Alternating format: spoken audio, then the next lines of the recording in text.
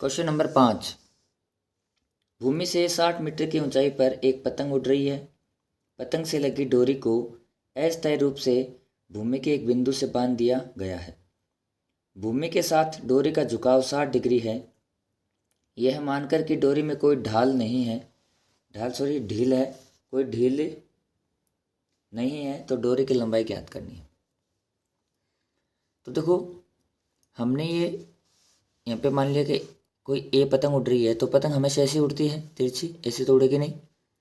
तो ये कोई पतंग है जो यहाँ भूमि से उसको बांध दिया गया है, तो ये हो गई उसकी डोर। यहाँ से पतंग है और ये इसको भूमि से बांध दिया गया है, तो इसकी डोर हो गई।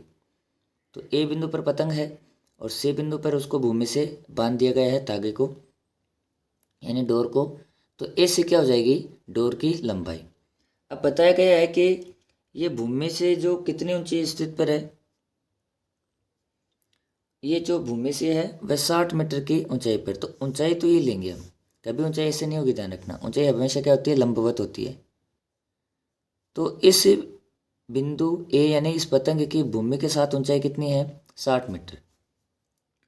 और भूमि के साथ इस डोरी का झुकाव, तो ये भूमि है और ये डोरी है, इसके साथ झुकाव कितना दे रखा है, 60 डिग्री। और हमें डोरी की लंबाई ज्ञात करनी है। तो हमेशा ध्यान रखना, मैंने आपको बताया भी था कि जब डोरी की लंबाई ज्ञात करना है, इसका मतलब हमें करण ज्ञात करना है, क्योंकि डोरी की लंबाई यही तो होती है, ऐसे नहीं होती कभी। तो डोरी की लंबाई क्या होगी अपने पास, AC। अब लेते हैं त्रिभुज ABC में।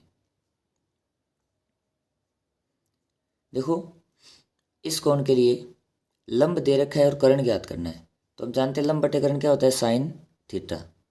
तो साइन थीटा बराबर हो जाएगा लंब। लंब कितना है, AB। करण कितना है, AC। चाहे तो डायरेक्ट मान सकते हैं, अदरवाइज इसको ऐसे भी लिख सकते हैं। अब मान रख देते हैं, थीटा थीटा हो गया अपना 60 डिग्री।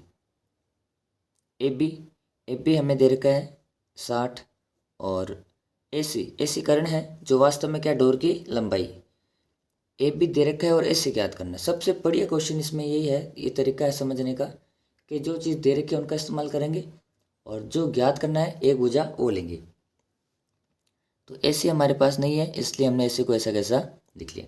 चाहो तो उसको XY या फिर H वगैरह कुछ भी मान सकते हो, अदरवाइज इसको आप सीधा का सीधा ऐसे भी लिख सकते हो भुजा को।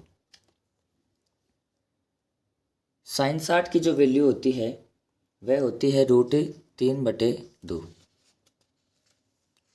और इधर आ गया अपने पास 60 बट्टे में AC।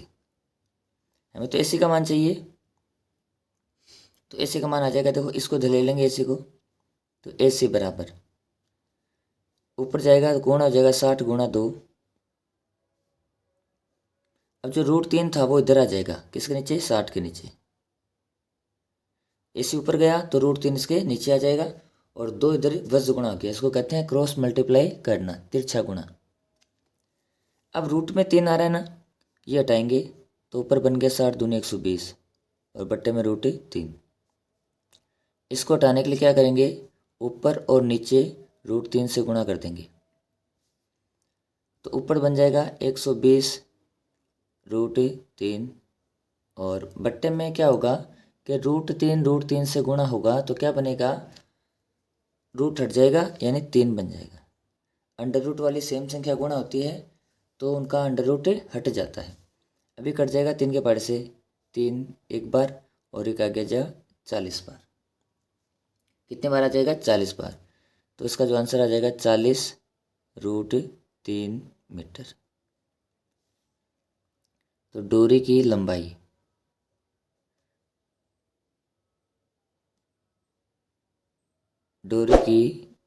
है, कौन सी थी वो, AC, जो आ गई हमारे पास 40 √3 मीटर।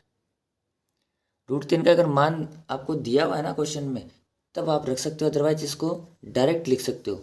इसको आपको ज़्यादा सोल्व करने की आवश्यकता नहीं है।